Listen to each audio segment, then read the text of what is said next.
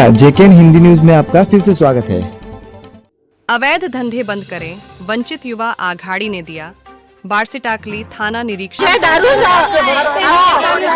काहीच नाही आणि म्हणून हे दारूवाले जे आहेत ते माजलेले आहे, कारण त्यांना ते खुलेआम म्हणतात की प्रशासन आमच्या हाता मागे आहे, त्यामुळे यांना हाताशी आणण्यासाठी यांनी मोर्चा केलेला आहे। अन्यथा आज सरांनी आम्हाला आश्वासन दिलेलं आहे, ठाणेदार सरांनी, की तुम्ही थांबा, आम्ही तुमच्या गावामध्ये जातो आणि तुमचा जो जे काही असेल ते आम्ही तुमचा निर्णय लावतो।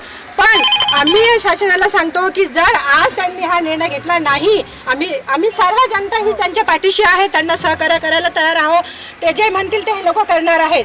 पण यांचा एकच हे उद्देश आहे की ती दारू त्या गावामध्ये, वरखेड गावामध्ये बंद झाली पाहिजे, अन्यथा न झाल्यास वंचित बहुजन आघाडीचा एवढा मोठा मोर्चा होणार आहे की म्हणजे ते कल्पना करू शकणार नाही। हे दारूवाल्यांना वचक आणण्यासाठी कुठे ना कुठे थांबवायला पाहिजे, एवढंच आमचं म्हणणं आहे। आणि त्यांनी दारू बंद करावा, आम्ही शासनाकडे आलो, त्यांनी आमचा आवाज ऐकावा आणि यांना गरीब लोकांना न्याय द्यावा, हीच विनंती वंचित बहुजन आघाडीची आहे। एवढं बोलते। वरली चालू आहे, पत्ते चालू आहे, दारू चालू आहे आणि एवढा उदाहरण चालू आहे कशामुळे की हे पोलिसांचं धाक दाखवून यांना ते भेवडतात की नाही, आमचं पोलीस प्रशासन काहीही करू शकत नाही।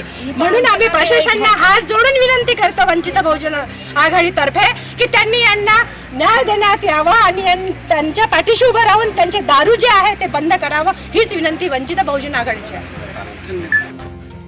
ठाणेदार साहेब बाष्टांडे यांना वंचित बहुजन युवक आघाडी, वंचित बहुजन महिला आघाडी, वंचित बहुजन आघाडीचे वचन निवेदन दिलं जाणार आहे की गावागावच्या महिला इथं आलेल्या आहेत। महिला खूप अवैध धंदे वाढल्यामुळे महिला खूप त्रस्त आहेत। त्यावेळेस त्यांनी त्यांचं म्हणणं सांगलं की बा तुम्ही कारवाई करा लवकर, म्हणून ठाणेदार साहेबांनी सांगितलं असं गावागाव जाऊन कारवाई करून घ्या आणि अवैध धंदे बंद करा। काय आश्वासन दिलं त्यांनी? त्याने आश्वासन दिलं की आम्ही तुम्ही गावात मिटिंग घ्या, पोलिसाला सहकार्य करा आणि आम्ही तुम्हाला त्याचे रेट मारतो, असं पण त्यांना आश्वासन दिलं। आता त्यांचं आश्वासन जर पूर्तता नाही केली तर याच्यापेक्षा मोठा मोर्चा आम्ही पोलीस स्टेशनवर काढू डबल। याचा जबाबदार प्रशासन आहे, याच्यानंतर जर अवैध धंदे दिसले तर। धन्यवाद।